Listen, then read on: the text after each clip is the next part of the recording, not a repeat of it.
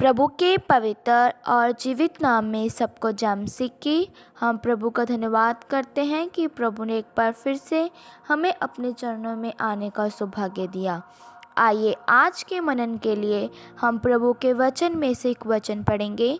नीति वचन 24 का 16 वचन। इस वचन में इस प्रकार लिखा है, क्योंकि धर्मी चाहे 7 बार गिरे तो भी उठ खड़ा होता है, परंतु दुष्ट लोग विपत्ति में गिरकर पड़े ही रहते हैं। मेरे प्रियो, हम इस वचन में देखते हैं कि प्रभु का वचन हमें ये बताता है कि एक धर्मी व्यक्ति के जीवन में चाहे कितनी भी आंधियाँ तूफान क्यों ना आ जाए तो भी वह उठ खड़ा होता है, क्योंकि परमेश्वर जिस पर हम भरोसा करते हैं वह उसे उठाता है। क्योंकि परमेश्वर अपने लोगों को जो धर्मी है कभी भी अकेला नहीं छोड़ता।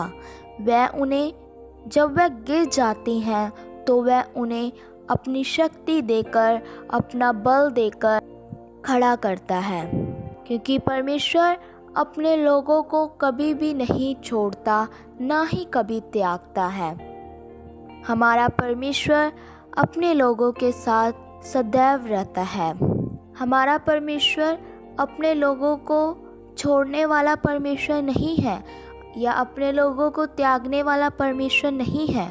वह परमेश्वर अपने लोगों को नया बल देकर, नई शक्ति देकर खड़ा करने वाला परमेश्वर है।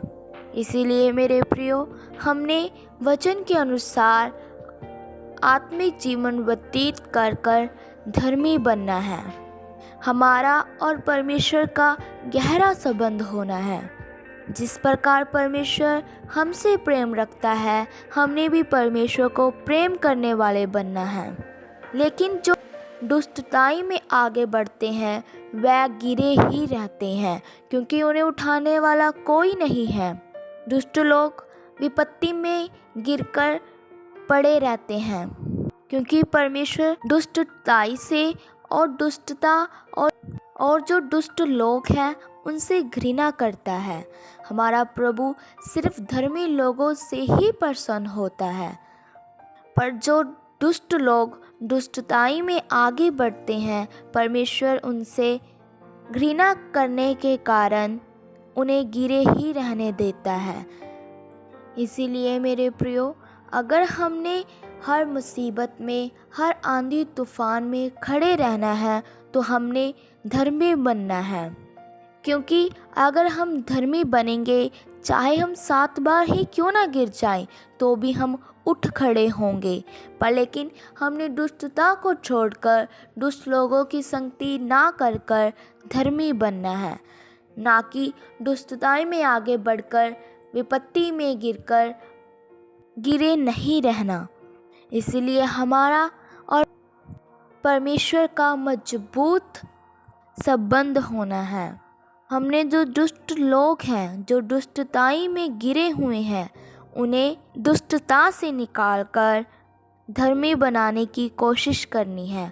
उन्हें अपने प्रभु के बारे में बताना है, अपने परमेश्वर यहोवा के बारे में बताना है कि अगर हम धर्मी बनेंगे तो प्रभु, हम चाहे 7 बार ही क्यों ना गिर पड़े तो भी वह हमें उठाएगा।